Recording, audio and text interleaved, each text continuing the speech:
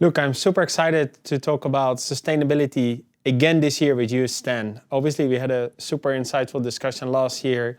We're going to have a follow-up conversation this year. I'm very much looking forward to understand what has happened the past 12 months and what are we seeing now. What I found interesting personally, we attended the World Economic Forum in Davos, and sustainability and the sort of link between sustainability and supply chains was definitely one of the talks of town. So let's dive in. Start off with an introduction for the folks that have not joined us last year, and then I have a couple of interesting questions for you. Sure. I'm Stanton Thomas. I lead sustainability at O9. That involves two organization responsibilities. I lead our own internal transformation efforts as a software company, and I also lead our product efforts, helping our clients in their sustainable supply chain transformation. Awesome. Now, Stan, let's kick off the first question. What is driving the surge of interest in sustainability? And do you believe that companies are genuinely making strides towards becoming more sustainable? Yeah, I think there's a lot of reasons for the interest in sustainability, but what we are observing right now is that most companies seem to be focused on the introduction of new regulatory frameworks, particularly in Europe. And these frameworks are going to require companies to fairly deeply examine the impact of their supply chains according to a number of sustainability criteria. And they're going to be required to do so on an annual basis, and essentially with the same rigor that they currently report their financial statements. But the thing about these regulations is that they are going to come with financial penalties for noncompliance. And they are also opening the door for negatively affected communities to pursue civil litigation. So as you can imagine, it's captured the attention of a lot of companies around the world who do significant business in Europe. As to your question as to whether or not companies are making significant progress, I think that my sense is the answer is both yes and no. I think that we've seen a lot of progress in reporting and in disclosures. By a lot of measures, it's over 90% now for large publicly traded companies. We've also seen a lot of work in the area of setting targets and those types of things. We've seen industry initiatives, very encouraging industry initiatives that focus on the exchange of data to promote greater transparency. But I think that in terms of real transformation, I think that things are progressing a little bit more slowly than most would have hoped. And I think the reason behind that is that management teams are just struggling with the practical realities of how to affect real transformation within their business. Very interesting. And then as a follow-up question, how can technology enhance that journey towards sustainability? But also, from your point of view, what are the notable applications in the realm of supply chain management that you could highlight? Yeah, I think that technology plays a central role. And the reason for that is that a lot of sustainability is measurement and tracking of KPIs, not only within the organization, but across the value chain. So there's a real need to manage a lot of data.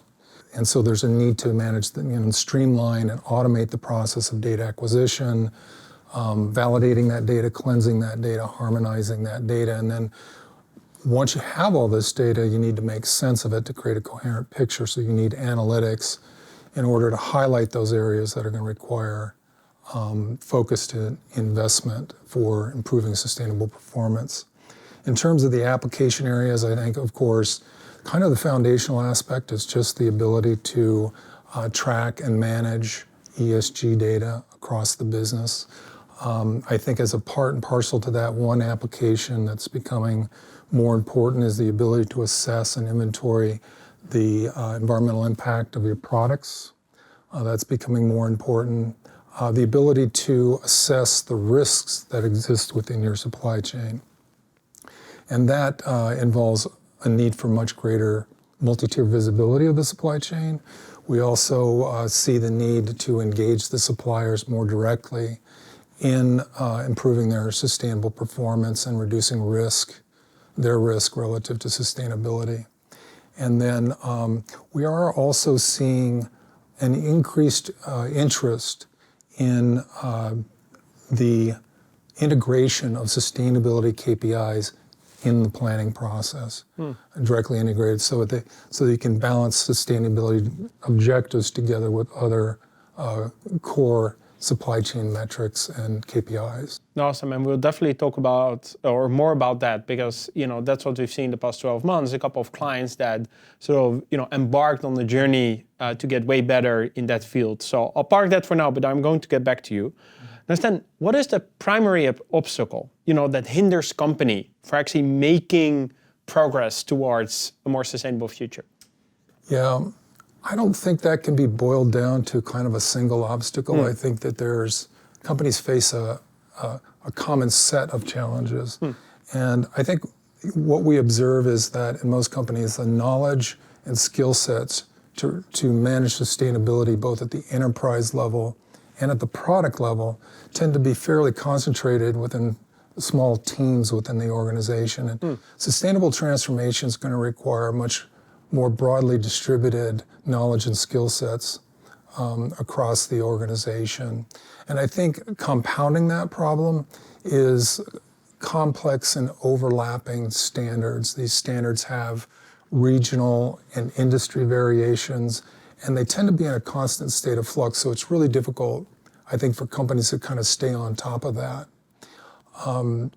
I think, another aspect that is challenging companies right now is a fundamental paucity of data regarding the sustainable impacts that are occurring outside of the organization, particularly, within the value chain.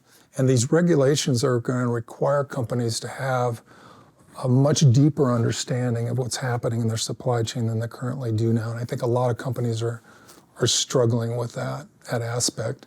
But I think underlying all of this is kind of a fundamental challenge for senior management teams. And that is how to effectively balance sustainability objectives with other business objectives such as cost and margin performance. And I think it's just added a whole another layer of complexity for management teams. Now, some of those challenges and constraints, in your opinion, Stan, how do we overcome those? Like, what can companies do to address that? Yeah, our observations so far within our own client base is that a key aspect is kind of top to bottom organizational alignment around sustainability. That involves the board of directors, the C-suite, and then down across the organization. I think without a clear vision for sustainability, a lot of the barriers that are facing organizations in the transformation process are going to remain somewhat intractable.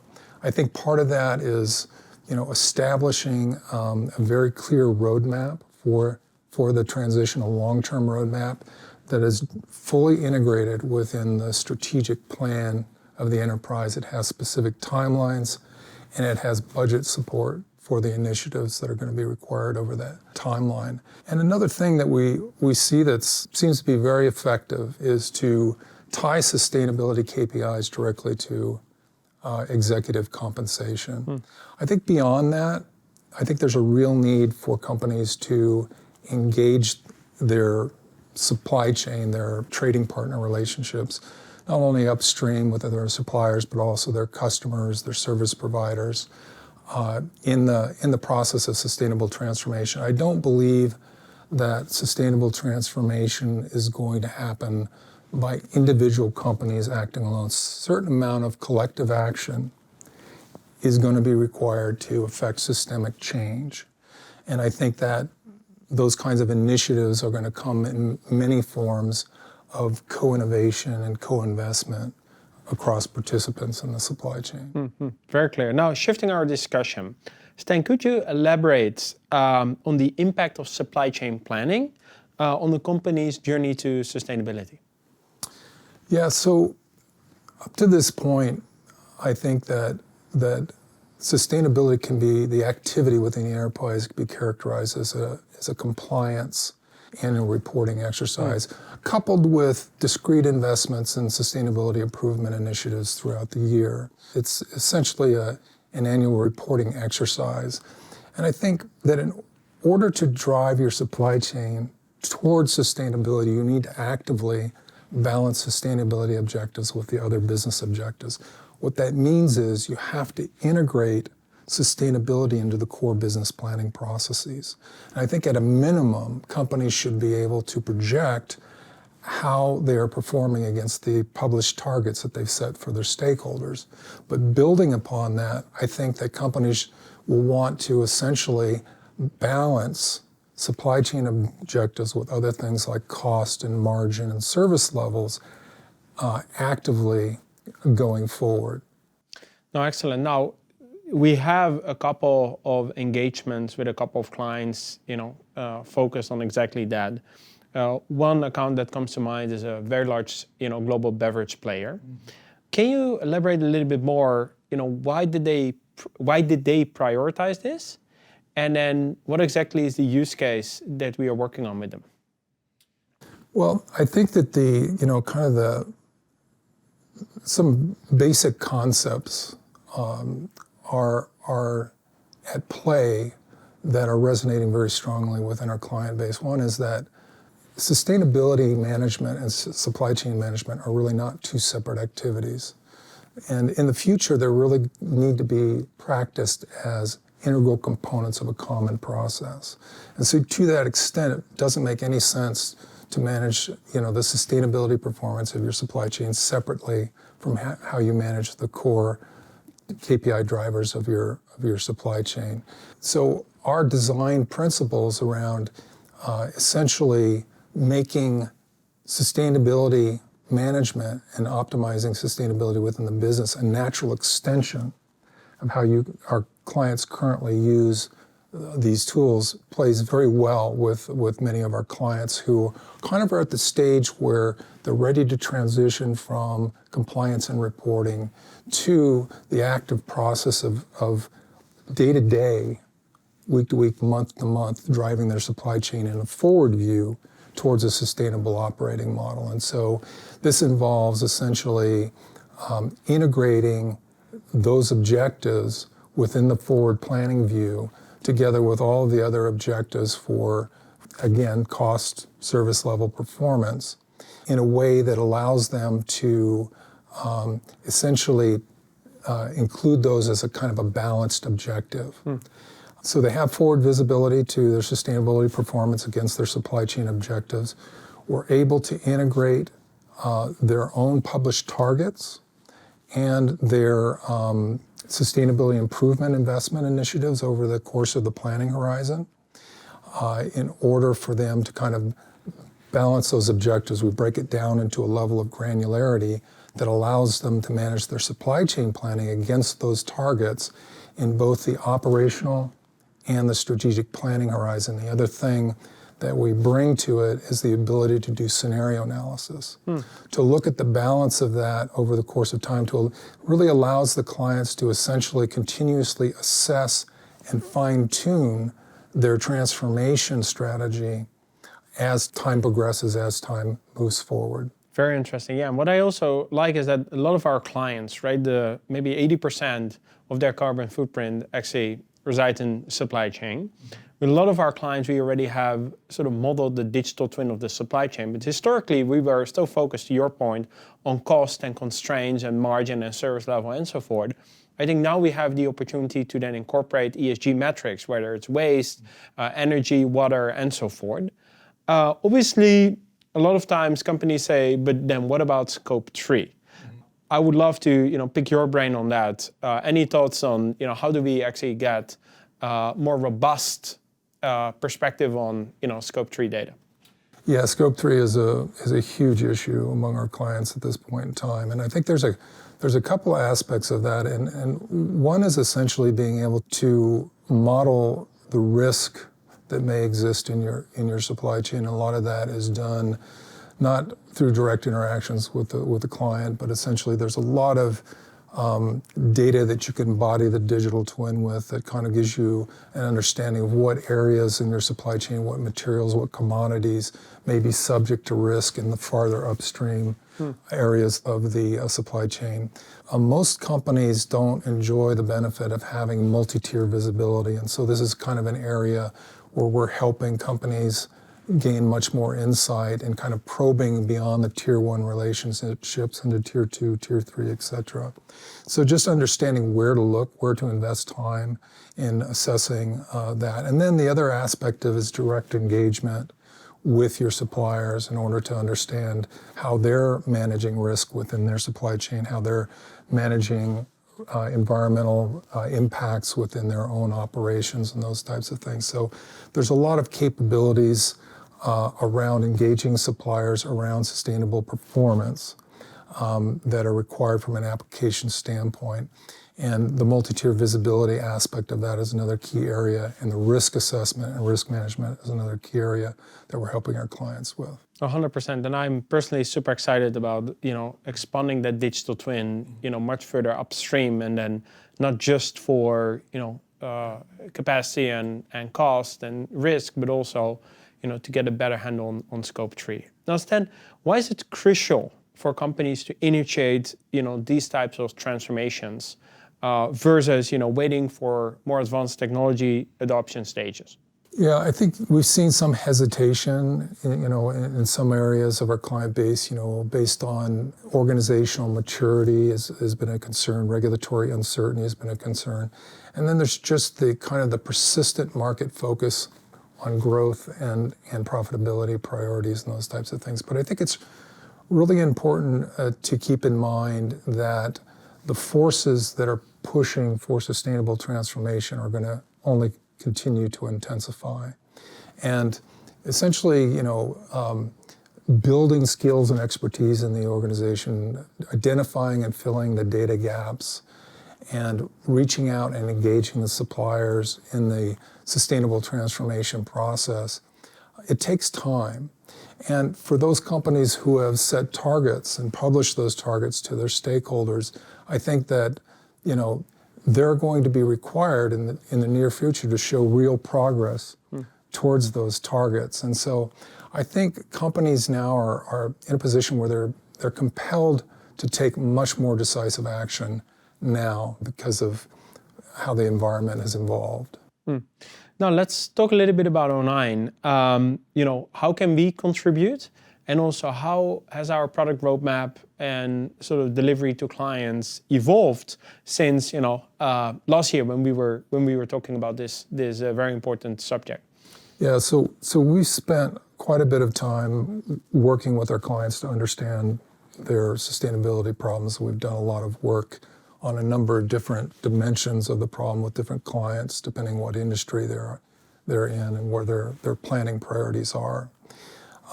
But essentially, we've extended the O9 platform, all of the key modeling elements of the supply chain, suppliers, transport modes and lanes, materials, production facilities and processes, products, everything, all the modeling elements of supply chain have been extended to incorporate sustainability metrics and attributes. The other aspect is that we've incorporated all of the industry standard emissions factor databases into the platform, and we've included the computational libraries that allow us to compute the emissions and all of the kind of environmental impacts and those types of things.